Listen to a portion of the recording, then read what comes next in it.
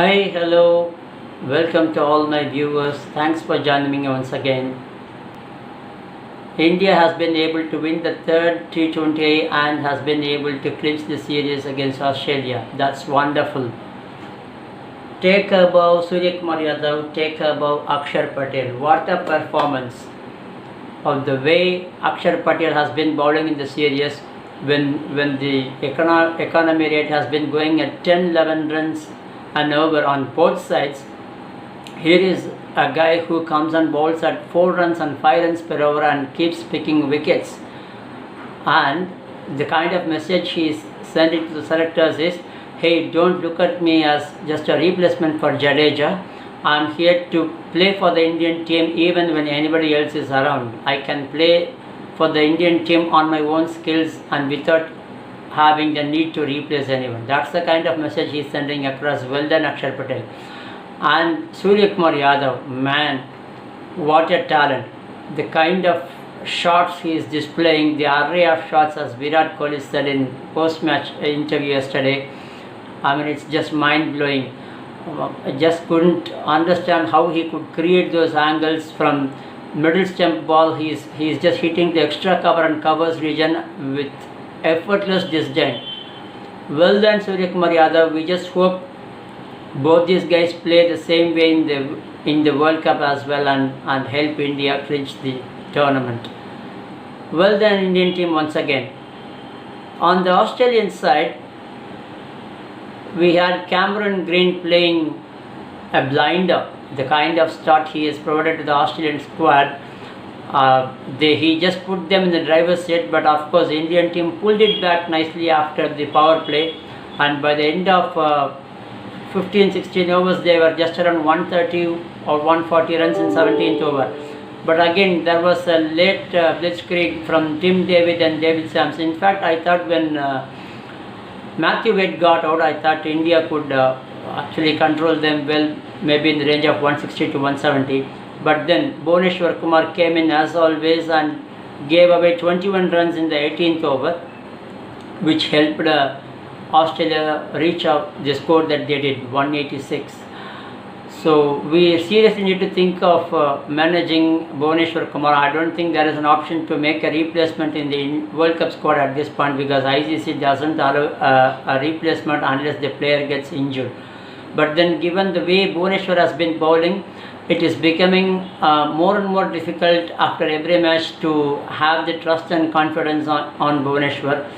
Probably we'll have to think of a team. See, Ashwin has not even been included in the playing 11. So I don't know, maybe they might have a plan to have Ashwin in one of the main matches when there are more left-handers, and all those strategies will be there.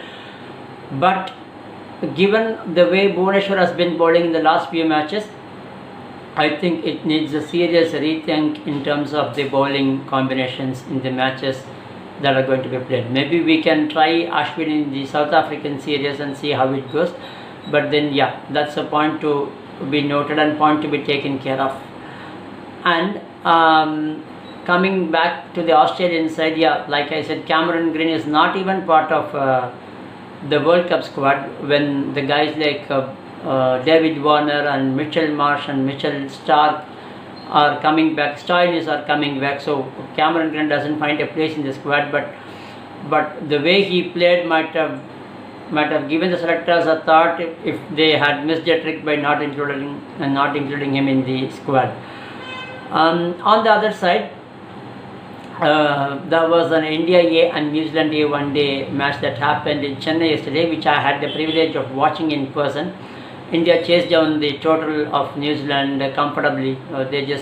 New Zealand scored 219 and India chased it down in just 33-34 overs, with Prithvi Shaw scoring 77.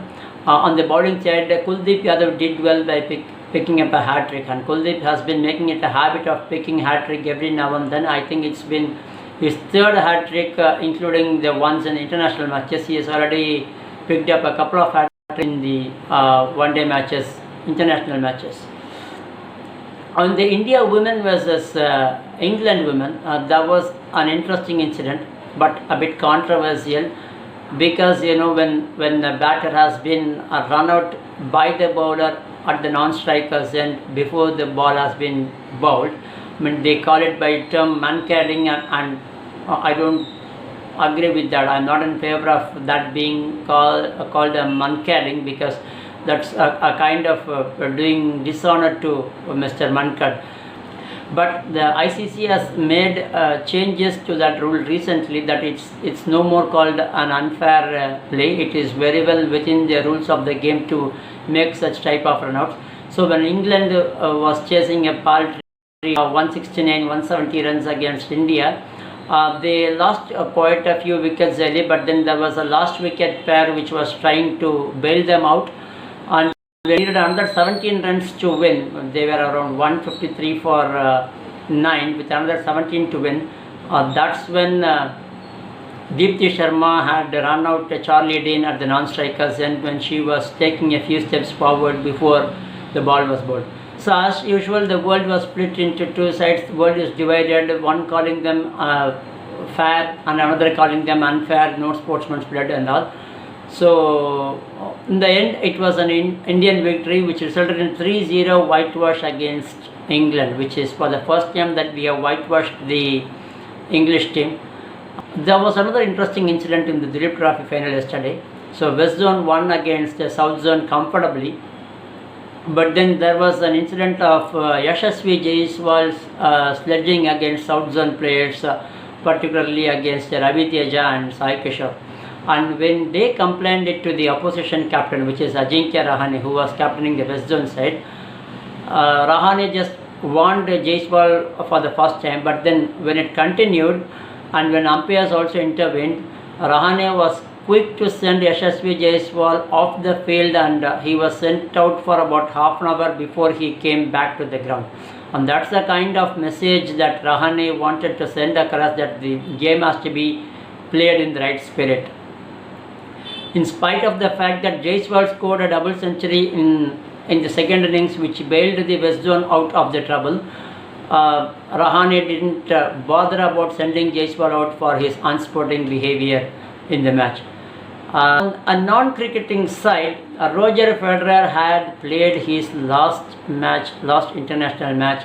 He played a doubles match along with Rafael Nadal, but unfortunately they ended up losing it in the Laver Cup. But still, Federer goes down as one of the all-time greats of the tennis in the Open era. So well done, Roger Federer, on your wonderful career, and have a wonderful retired life ahead. And that's all we have for today's episode. Thanks for watching, and keep watching my shows.